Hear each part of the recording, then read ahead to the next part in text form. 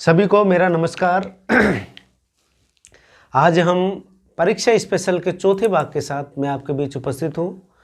Dear student, हमने भाग 1, भाग 2, भाग 3 और भाग 4 और भाग 4 जो कि हमारे जो पेपर में प्रश्न नंबर जो 1 आने वाला है, प्रश्न नंबर 1 का आज हम 5वें प्रश्न पर बात करेंगे। हम यानी पहला जो प्रश्न आएगा उसमें 10 ऑब्जेक्टिव प्रश्न है और उन 10 ऑब्जेक्टिव प्रश्नों में हम आज पहले का 5वां जो प्रश्न है उस पर हम यहाँ पर अपनी बात रखेंगे। प्यारे विद्यार्थियों, ये जो प्रश्न है, ये प्रश्न जो कि आपकी प्रश्नावली 8वीं प्रश्नावली का नाम है ऊंचाई एवं दूरी, हाइट एंड डिस्टेंस। इस प्रश्नावली से ये आपके प्रश्न आने वाला है और हमें पता है इस प्रश्नावली से 1 नंबर का तो यहाँ से आएगा और भी आपके और भी प्रश्न आएंगे इसमें, लेकिन 1 नंबर का यहाँ पर दिया हुआ तो हम 1 नंबर तक की ही बात यहाँ पर करेंगे। ऐसा नहीं है कि ये प्रश्नावली 1 ही नंबर की है तो 1 नंबर के लिए ही पढ़े। ये प्रश्नावली में से अभी 3 नंबर का प्रश्न 4 नंबर का प्रश्न आना है तो उस पर भी हम आगे बात करेंगे। पहले हम 1 नंबर पे बात कर रहे हैं। 1 नंबर पे आपको पता सीधा सीधा ऊंचाई एवं दूरी जो प्रश्नावली हमारी 8वीं वहाँ से हमको आने वाला है। और कौन सा होगा? वस्तुनिष्ठ। वस्तुनिष्ठ का अर्थ ऑब्जेक्टिव होगा, यानी जो प्रश्न होगा वो होगा वस्तुनिष्ठ। ठीक, वस्तुनिष्ठ प्रश्न होगा। तो अब इसमें कौन कौन सी हमको जानकारी चाहिए जिससे कि हम इस प्रश्न को बिल्कुल गलत नहीं करें। कई बच्चे कमेंट बॉक्स में मैं देख पाता हूँ कि आप बहुत सारा लिखते हो। कमेंट बॉक्स के लिए आप कमेंट बॉक्स पे ध्यान नहीं दें, आप तो पूरा का पूरा जो मैं पढ़ा रहा हूँ उस पर ध्यान दें, क्योंकि हम यहाँ पर एक एक प्रश्नों पर एक एक बारीकी पर बात कर रहे हैं। कई बच्चे कहते हैं रिपीट करो। जब भी आपका ये सेशन समाप्त होता है उसके बाद में आप इसको रिपीट करके कितनी बार देखो, आप वहाँ पर बिल्कुल आप इसको अच्छे से देख पाओगे। तो यहाँ पर जो प्रश्नावली 8 है ऊंचाई एवं दूरी, इसमें कौन कौन सी हमको बेसिकली बात की आवश्यकता है। तो यहाँ पर आपको एक मैंने फर्स्ट उसमें बताया था, लाल बटा कक्का LAL KKA, लाल बटा कक्का।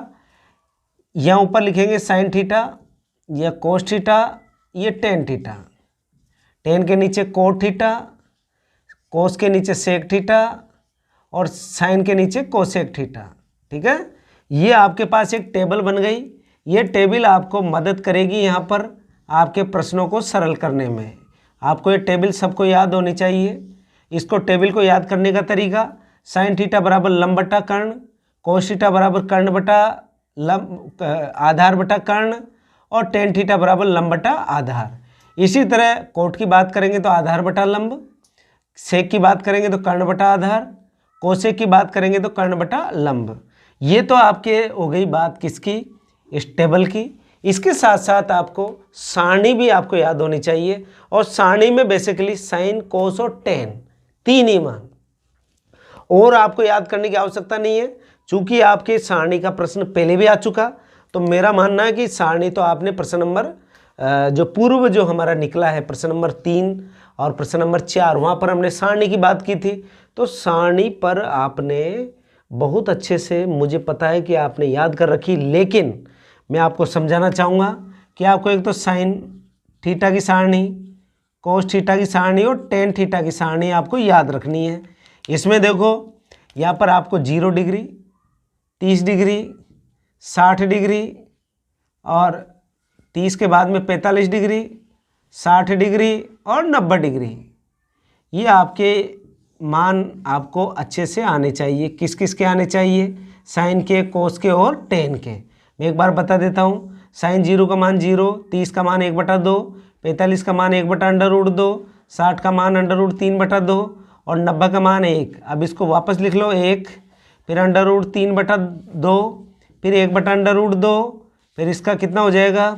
आप कहोगे सर इसका हो जाएगा 1/2 और ये 0 चले गया इधर। अब 10 इन दोनों में भाग लगा दो। 0 में जब 1 का भाग लगाएंगे तो 0 आएगा, 2 से 2 कट गया। देखो 1/2 में भाग लगाएंगे किसका? √3/2 का। तो आपको बचपन में बता रखा है 1/2 × 2 ऊपर चले गया, √3 नीचे, 2 से 2 कट गया, क्या बचा? 1/√3। 1/√2 से 1/√2 में 1 बचा, इधर से 2 से 2 कट गया, √3 बचा। 1 का भाग जब 0 में लगाएंगे तो इन्फिनेटिव, यह अपरिभाषित। ये आपको ये टेबल साइन कोस टेन की ही आपको याद रखनी है। यानी साइन का मान साइन 0 0, साइन 30 का मान 1/2, साइन 45 1/√2, साइन 60 √3/2, साइन 90 1। इसी तरह कोस में कोस 0 का मान इसको उल्टा लिखते चले जाओ, ये 1 आ जाएगा। फिर 60 वाला मान 30 पे आ जाएगा, 45 वाला 45 पे रहेगा, 30 वाला 60 पे चले गया और 0 वाला 90 पे चले गया। फिर अब इन दोनों के क्या लगाते जाओ, भाग लगाते जाओ। भाग लगाओगे, 0 में 1 का भाग लगाया तो 0, 1/2 में √3/2 का भाग लगा 1/√3। इस तरीके से आपको ये सारणी अच्छी तरीके से याद करनी है। अब सारणी जैसे ही हमको याद होती उसके बाद में हम इस पाठ की बात करेंगे। पाठ का नाम है ऊंचाई एवं दूरी। तो आपको ऊंचाई की बात बार बार मीनार की ऊंचाई आएगी, कभी स्तंभ की ऊंचाई आएगी, कभी पेड़ की ऊंचाई आएगी। तो ऊंचाई और आधार और कर्ण, इसको मैं पुनः आपको समझा देता हूँ। यहाँ जैसे यहाँ पर एक समकोण त्रिभुज है, ये समकोण त्रिभुज, ये 90 डिग्री समकोण त्रिभुज का कोण, इसके सामने एक भुजा कहलाती है कर्ण। यहाँ पर अगर थीटा है, थीटा के सामने क्या कहलाता है, लंब, और ये क्या कहलाता है, आधार।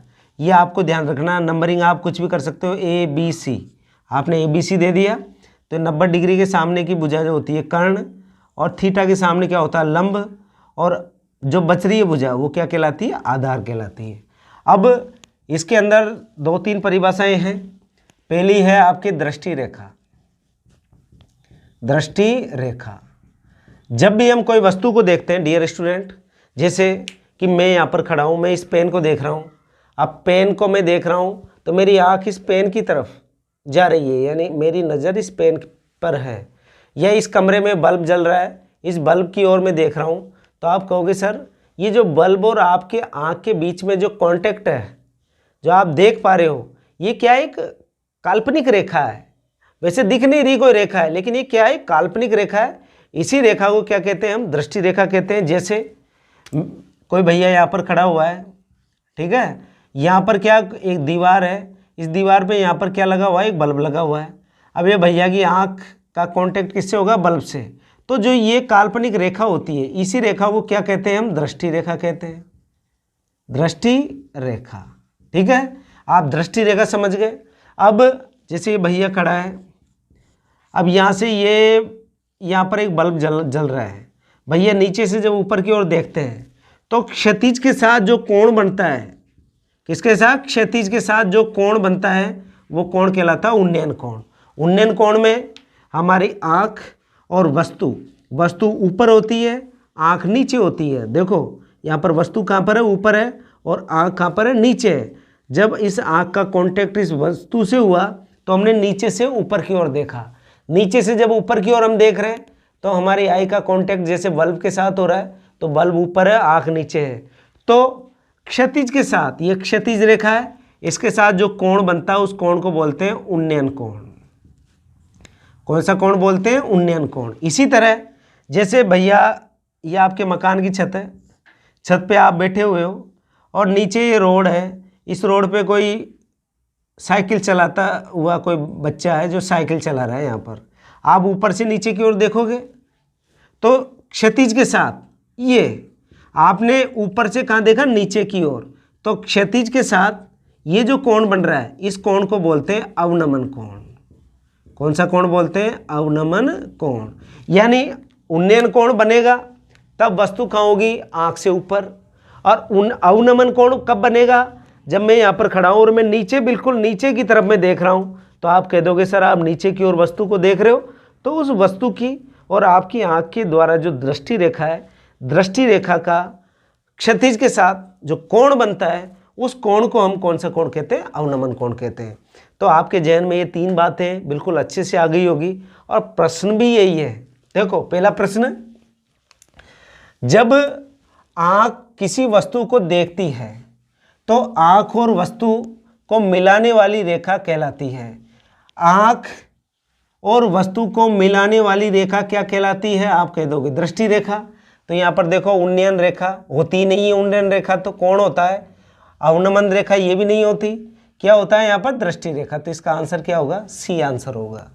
दूसरा देखो, जब कोई वस्तु आँख के ऊपर हो, कहाँ पर हो, आँख के ऊपर। ये वस्तु, ये तो आपकी आँख है और वस्तु है आँख के ऊपर, ठीक। तो दृष्टि रेखा और क्षितिज के साथ जो कोण बनता है या बनाती है वह कोण होगा, आपको मैंने बता रखा कौन सा कोण होगा, उन्नयन कोण होगा। यानी आँख के ऊपर, आँख के ऊपर मैंने कहा बल्ब उधर दीवार में ऊपर लगा हुआ है, मेरी दृष्टि रेखा और क्षितिज के साथ जो कोण बनता है वो कोण कौन सा कोण कहलाता है? आप कह दोगे सर उन्नयन कोण, तो इसका आंसर क्या हो जाएगा? उन्नयन कोण हो जाएगा। इसी तरह प्रश्न नंबर 3, जब कोई वस्तु आँख से नीचे हो, मैंने कहा आप बैठे हुए अपने घर की छत पे ऊपर 1 मंजिल या 2 मंजिल पे, नीचे जब रोड में कोई व्यक्ति गुजर रहा है, आप उसको देख रहे हो, ठीक है, आप उसको ऊपर से क्या कर रहे हो, नीचे देख रहे हो, तो कौन सा कोण बनेगा? आप कहोगे सर ये दृष्टि रेखा के साथ, दृष्टि रेखा और क्षितिज के बीच में, यानी दृष्टि रेखा और क्षितिज कौन सा कोण बनाते हैं? अवनमन कोण बनाते हैं। तो यहाँ पर आप उत्तर ढूंढो यहाँ पर तीसरे में कि जब वस्तु आँख से नीचे हो, वस्तु कहाँ से नीचे हो? आँख से नीचे हो, ये इंपॉर्टेंट है। और वस्तु यहाँ पर कहाँ थी? आँख के ऊपर थी। जब वस्तु आँख से नीचे हो तो दृष्टि रेखा और क्षितिज के साथ कौन सा कोण बनेगा? तो आप कह दोगे सीधा सीधा कौन सा कोण बनेगा? अवनमन कोण बनेगा। इसके बाद में प्रश्न नंबर 4 जो मैंने रखा है, इसका उपयोग भरपूर होने वाला है, क्षेत्रफल वाली प्रश्नावली में होने वाला है। इसमें जो 4 नंबर का 2 नंबर के जो प्रश्न आएंगे वहाँ पर भी हम √2 और √3 का मान रखते हैं। तो ये मान कई बार परीक्षा के अंदर पूछ लिया गया है, तो ऑब्जेक्टिव वाला मान है, तो ये भी आपको आना चाहिए कि √2 और √3 का मान क्या होता है। अब देखो √2 का मान होता है 1.414 होता है ये तो, लेकिन √3 का मान ये नहीं होता, तो ये गड़बड़ हो गया पहला।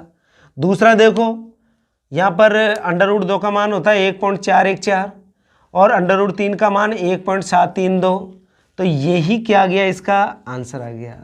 यही क्या हो गया इसका आंसर? यहाँ पर उल्टा दे दिया, ये भी नहीं होगा और सभी तो है ही नहीं, तो इसका आंसर क्या हो जाएगा? यहाँ पर बी हो जाएगा। ये मैंने इसलिए रखा कि बहुत सारे प्रश्नों में इसका उपयोग है, हो सकता है परीक्षा में एग्जामिनर हमसे ये प्रश्न पूछ ले, तो हमको इन दोनों के मान याद होने चाहिए। किसके? सबसे पहले किसका पूछा है मैंने? √2 का, तो √2 का मान कितना है? आप कह दोगे सर √2 का मान है 1.414। √3 का मान पूछा है, तो √3 का मान कितना होगा? 1.732, ये √3 का मान हो गया।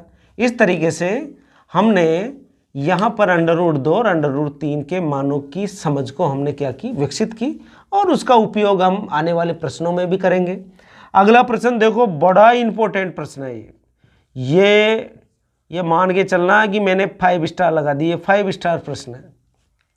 5 स्टार प्रश्न क्या कहता है आपसे? आप समझो, बड़े मजे की बात है कि ये प्रश्न अपने बोर्ड का, CBSE और NCERT जैसे भी जितने भी तरह के बोर्ड हमारे हैं, उन बोर्ड का, सभी बोर्डों का ये मान के चलना प्रिय सवाल है, लाडला सवाल है।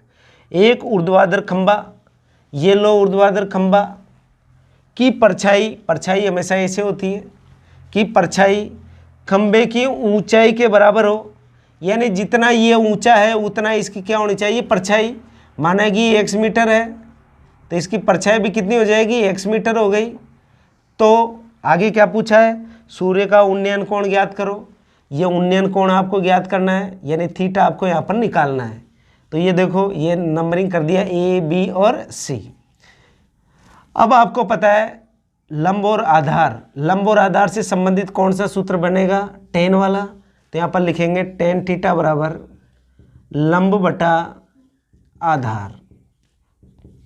अभी थीटा का पता नहीं है, tan थीटा का पता नहीं, थीटा रख दिया, लंब x है, आधार भी कितना है? x है। अब देखो tan थीटा बराबर x से x कट गया एक बार। अब एक देखो tan की सारणी में, एक देखो tan की सारणी में कितने पर है? 45 पर। तो यहाँ पर एक की जगह मैं ऐसे लिख सकता हूँ tan 45, क्योंकि tan 45 का मान किसके बराबर है? 1। तो इस एक की जगह मैंने क्या लिख दिया? tan 45 लिख दिया। तो अब tan से tan विदा हो गया, तो थीटा बराबर कितना डिग्री आ गया आपके पास? 45 डिग्री आ गया। ये थीटा का मान आपके पास सीधा सीधा यहाँ पर निकल के आया कितना? 45 डिग्री। ये बहुत इंपॉर्टेंट प्रश्न है प्यारे विद्यार्थियों।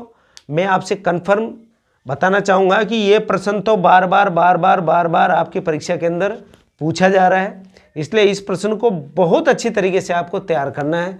क्योंकि आप आप CBSE के पेपर ले लो, चाहे RBSE के पेपर ले लो, तो आपको लगेगा कि वास्तव में ये प्रश्न कई बार पूछा गया है। और यहाँ 1 नंबर का इसीलिए रखा है क्योंकि इसको डायरेक्ट याद रखना है। यदि किसी खंबे की ऊंचाई और खंबे की परछाई बराबर है तो थीटा कितने डिग्री का होगा? 45 डिग्री का होगा।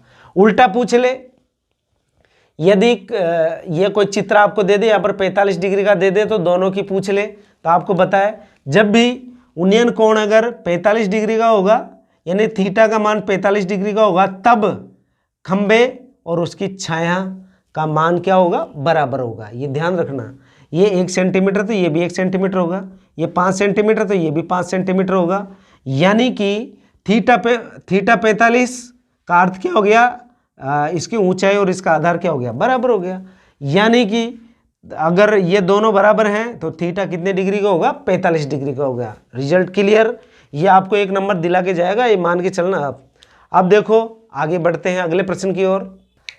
हाँ भाई देखिए, अब अगला सवाल है आपके पास छठा। एक ऊर्ध्वाधर छड़ की लंबाई इसकी छाया की लंबाई का अनुपात 1:3 है। अब इसने क्या कहा? एक ऊर्ध्वाधर छड़ है, ये छड़ है, इस छड़ की लंबाई, ये लंबाई, इस छड़ की लंबाई और इस छड़ की जो छाया है, लंबाई और छाया का जो अनुपात दे रखा है वो क्या दे रखा है? छड़ की लंबाई अनुपात क्या दे रखा है? छाया। किसकी छाया? छड़ की। 1:3 हो तो सूर्य का उन्नयन कोण ज्ञात करो। यानी ये उन्नयन कोण पूछ लिया इसने, ये थीटा पूछ लिया सीधा सीधा। अब आपको पता लग गया थीटा निकालने के लिए। यहाँ पर ये पता है और ये पता है, यानी लंब पता है और आधार पता है। तो आपके पास टेन का फॉर्मूला, टेन थीटा बराबर क्या होता है? लंब बटा आधार। ये अनुपात आपको दे ही रखा है 1:3, तो टेन थीटा बराबर 1/√3। अब टेन थीटा बराबर आप ढूंढो 1/√3 कितने डिग्री पर आता है? 1/√3 आपके पास आ गया 30 डिग्री पर, तो यहाँ पर लिख दिया हमने टेन 30 डिग्री। अब टेन से tan finish, then theta is equal to 30 degree, यानी 30 डिग्री इसका क्या आ गया? आंसर। तो अब आप यहाँ पर ढूंढोगे कि सर इसका आंसर 30 कहाँ पर है? ये ए वाला ही आंसर है इसका 30। ठीक, 45 तो कब होता है?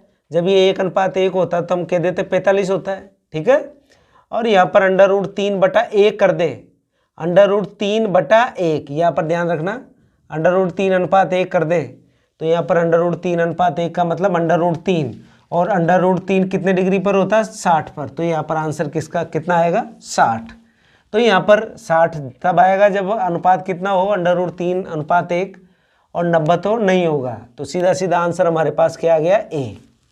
ठीक, इसके बाद में अगला प्रश्न है। अगले प्रश्न में कहा गया है कि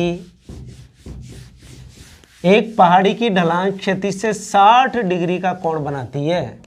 ये आपकी कोई पहाड़ी है, ये पहाड़ी की क्या? ढलान। ये क्षैतिज के साथ कितना डिग्री का कोण बनाती है? आप कहोगे सर 60 डिग्री का कोण बनाती है। ये 60 डिग्री का कोण आ गया। और ढलान, इसने कहा शिखर तक पहुंचने में 500 मीटर चलना पड़ता है। शिखर तक पहुंचने में कितना चलना पड़ता है? 500 मीटर। तो ये 500 मीटर आपको क्या करना पड़ा? चलना पड़ा। तो पहाड़ी की ऊंचाई ज्ञात करो, ये पूछ ली उसने, पहाड़ी की ऊंचाई पूछी है।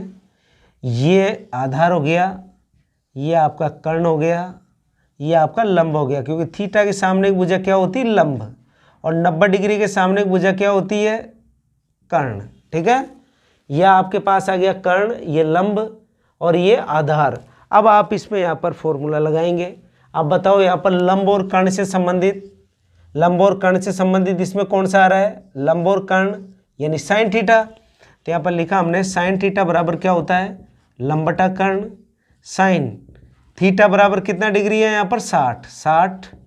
लंब पता नहीं, इसको लंबी रहने दो या एक्स मान लो, ये एक्स मान लिया हमने। ठीक, एक्स मीटर बटा कर्ण कितना? 500। अब साइन 60 का मान आपको पता है, साइन 60 √3/2, यहाँ पर लिखा मैंने √3/2 बराबर x बटा 500, ब्रज गुणा करो तो x, ये 2x हो गया और ये किससे गुणा होगा 500√3, तो x बराबर 500√3/2, कितने बार कट गया 250 बार, x बराबर 250√3, किस में है ये मीटर में, ये मीटर। तो आपके पास सीधा सीधा जो आंसर आ रहा है वो सीधा आंसर आ रहा है 250√3 मीटर। तो यहाँ पर देखो ये तो हो ही नहीं सकता, 500 आ गया, ये भी 500 आ गया, ये 250√3 मीटर, ये 2 बार लिख दिया मैंने, 2 बार नहीं है ये किस में है देखना, आपको लगेगा कि सर ये तो एक जैसे ही है, ये बटा है, बटा ऑब्लिक बटा, जिसको बटा यानी भाग का चिन्ह, ये 250√3 मीटर, यही इसका क्या हो गया आंसर हो गया सीधा सीधा, यानी 250√3 मीटर। अब देखो अगला प्रश्न, अगले प्रश्न में कहा है कि 6 मीटर ऊंचे एक खंबे की छाया, इसी चित्र में हम इसको खंबे को प्रदर्शित कर देते हैं, देखना अभी यहाँ पर पूरा मिटा देते हैं। चलो अब देखो 6 मीटर ऊंचे एक खंबे, ये खंबा है और खंबे की ऊंचाई उसने दे रखी है 6 मीटर, ये खंबा, इसकी ऊंचाई है 6 मीटर की छाया 2√3 मीटर लंबी हो, कितनी हो 2√3 मीटर लंबी हो, तो सूर्य का उन्नतांश कोण ज्ञात करो, यानी आपको उन्नयन कोण ज्ञात करना है थीटा। अब ये देखो ये ए, ये बी और ये सी, थीटा के सामने क्या होता है पता है आपको, मैंने बताया है क्या होता है लंब, और ये 90 के सामने क्या होता है कर्ण, और ये बच रहा जो क्या होता है आधार, और लंब और आधार से संबंध किसका बैठ रहा है यहाँ पर देखो, लंब और आधार से संबंध किसका टेन का, तो यहाँ पर लिखा हमने टेन थीटा बराबर लंब बटा आधार, तो टेन थीटा बराबर लंब कितना है, आप कह दोगे लंब है सर 6, और यह कितना है 2√3, 2 एकम 2, 2 तिये 6, तो टेन थीटा बराबर, ये 3 को भी क्या लिख सकता हूँ मैं √3 इंटू √3 बटा नीचे क्या √3, √3 से √3 कट गया, केवल √3 बचा। अब √3 ढूंढो, टेन की सारणी में कितने डिग्री पर आ रहा है 60 पर, तो इस √3 की जगह मैं टेन 60 लिख सकता हूँ, टेन थीटा बराबर टेन 60, टेन से टेन फिनिश, थीटा बराबर कितना हो गया 60। तो यहाँ पर आप उत्तर ढूंढोगे तब आसानी रहेगी। यहाँ पर देखो 90 तो हो ही नहीं सकता, 30 हो ही नहीं सकता, 45 है ही नहीं, क्या आंसर आएगा इसका 60 है आंसर आएगा। कितना आंसर आ गया सीधा सीधा 60 आंसर आ गया।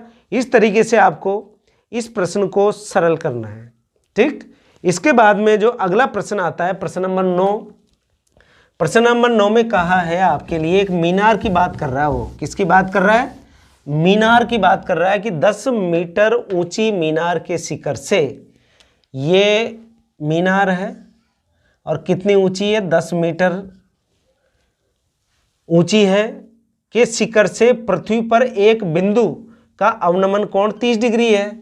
इसके शिखर से एक बिंदु पर अवनमन कोण, अवनमन का अर्थ ये ऊपर, ये 30 डिग्री का है, 30 डिग्री है, तो बिंदु से शिखर के आधार की दूरी ज्ञात करो।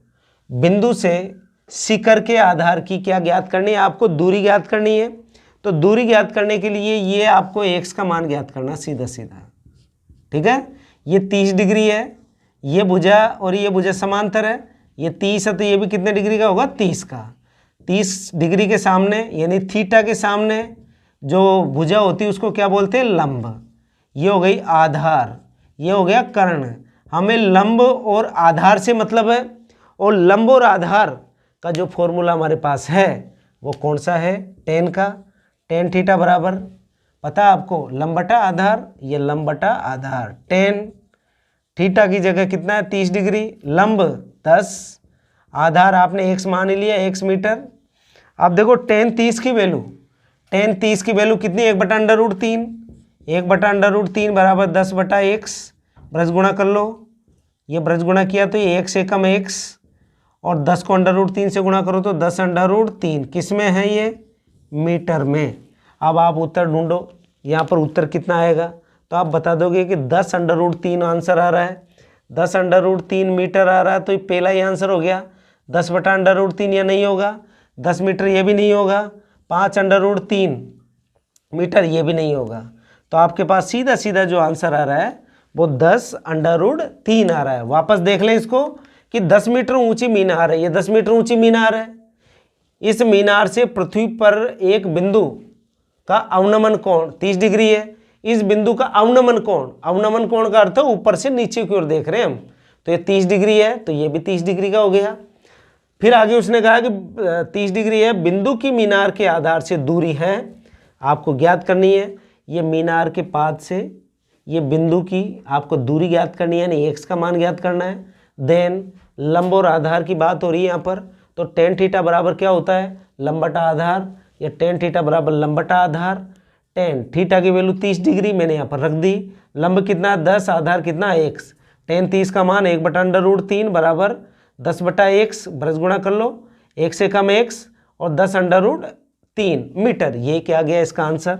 और हमारे पास यहाँ पर क्या था, 10√3 मीटर था।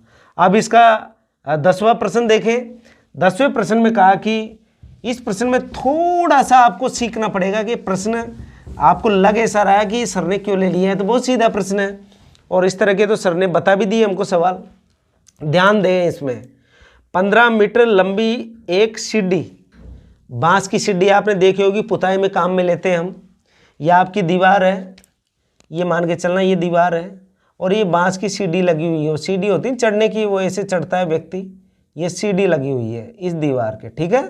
ये इसका क्षतिज हो गया, समझना इसको अच्छे से। अब सवाल देखो, 15 मीटर लंबी एक सीढ़ी है, लो सीढ़ी की लंबाई भी दे दी उसने 15 मीटर, ठीक। एक ऊर्ध्वाधर दीवार के शिखर पर पहुंचती है, ये ऊर्ध्वाधर दीवार है, इसके शिखर पर पहुंच गई, ठीक है। यदि सीढ़ी दीवार के साथ, किसके साथ, दीवार के साथ, यहां ये दीवार के साथ कितने डिग्री का कोण बना रही है, 60 डिग्री का कोण बना रही है, तो दीवार की ऊंचाई ज्ञात करो। ये दीवार की क्या पूछी है उसने, ऊंचाई पूछी है, यानी दीवार की ऊंचाई हमने मान ली h मीटर। अब ध्यान देना, अभी थीटा यहाँ की बात कर रहे थे, लेकिन सवाल में क्या कहा है कि 15 मीटर लंबी एक सीढ़ी एक ऊर्ध्वाधर दीवार के शिखर तक पहुंचती है यदि सीढ़ी दीवार के साथ, किसके साथ, दीवार के साथ, ये तो है दीवार, ये है सीढ़ी, दीवार के साथ कितने डिग्री का कोण बना रही है, 60। तो डिग्री के सामने की जो भुजा होती है वो क्या कहलाती है, लंब। ये आपके पास कर्ण है, ये आपके पास क्या है, आप कहोगे सर आधार है ये। अब आपको सोचना पड़ेगा, कई बार क्या करते हैं थीटा यहाँ पर टिका देते हैं, ये निकाल के हम फ्री हो जाते हैं, मामला गड़बड़ हो जाएगा। तो इसके लिए अब क्या देखो, ये कर्ण है और ये आधार है, कर्ण और आधार का फॉर्मूला कोस में, तो यहाँ पर लिखेंगे कोस थीटा बराबर आधार बटा कर्ण, यही होता है। कोस थीटा बराबर क्या होता है, आधार बटा कर्ण। आधार कितना है यहाँ पर, आधार है आपका h, यानी कोस थीटा की जगह कितना 60। आधार कितना है, आधार आप कह दोगे सर h है। कर्ण कितना है, 15 है। अब कोस 60, कोस 60 का मान कितना, 1/2, ये 1/2 बराबर h बटा 15, ब्रज गुणा 2h बराबर 15 एकम 15, तो h बराबर 15/2। किस में है ये, मीटर में, ये मीटर में आ गया। अब ढूंढो यहाँ पर 15/2 कहाँ है, ये a वाला है, नहीं है, a वाला नहीं है, b वाला भी नहीं है, c वाला है, और ये मीटर में है, और यही इसका क्या आ गया, आंसर आ गया। हम गड़बड़ कहाँ पर कर सकते हैं इसमें, हम गड़बड़ यहाँ पर कर सकते हैं थीटा पर, क्योंकि हमारी तो आदत पड़ रही नहीं यहाँ पर थीटा लगाने की। लेकिन सवाल में क्या कहा है कि आपकी ये सीढ़ी है, ये दीवार है, ये दीवार के साथ कौन बना रही है, सीढ़ी, तो ये दीवार के साथ ऊपर ही तो बनेगा, ये दीवार है, ये सीढ़ी, ये ऊपर बनाएगा कौन यहाँ पर, यहाँ की तो बात की नहीं उसने। तो ये 90 के सामने क्या हो गया, लंब, ये हो गया आधार, ये हो गया कर्ण। अब आधार और कर्ण का आपको क्या करना है, संबंध स्थापित करना है। आधार और कर्ण के लिए आपके पास कोस थीटा है, कोस थीटा बराबर आधार बटा कर्ण। अब आपने सीधा सीधा इस पे मान रखो, आपके पास आंसर आ जाएगा 15/2 मीटर। प्यारे विद्यार्थियों, हमने आपको आइडिया दिया है कि आप इस प्रश्न नंबर जो 5 है, आज हम प्रश्न नंबर 5 को लेकर आपके बीच है। प्रश्न नंबर 1 का प्रश्न नंबर 5 ऑब्जेक्टिव अब सदा आपको मिलेंगे, वहाँ पर आपको छांटना है, बट आपको सवाल तो करना पड़ेगा। गणित है, सामाजिक तो है नहीं कि हुमायूं के पिताजी का नाम क्या है, आप तुरंत भर दो बाबर है, तो यहाँ पर इस तरह का तो है नहीं। यहाँ पर आपको पेन चलाना पड़ेगा और पेन चला के जब आप कंफर्म हो जाओ कि ये सवाल बिल्कुल हमारा सही है, तब जाके आप बिल्कुल टिक करें। और जहाँ पर भी आपको कोई समस्या, क्यूरीज वगैरह हो, वो मेरे व्हाट्सएप नंबर पर आप व्हाट्सएप करें और कमेंट सेक्शन में आप बिल्कुल पढ़ाई संबंधी बात करें, अन्यथा और कोई बात नहीं करें। और मैं आपके लिए निश्चित तौर पर कहना चाहूँगा कि आपके पूरे के पूरे 28 प्रश्नों की जो पूरा का पूरा प्रश्नों का गुलदस्ता है, मैं आपके लिए नियमित निरंतर लेकर आ रहा हूँ। आज के लिए इतना ही। Thank you.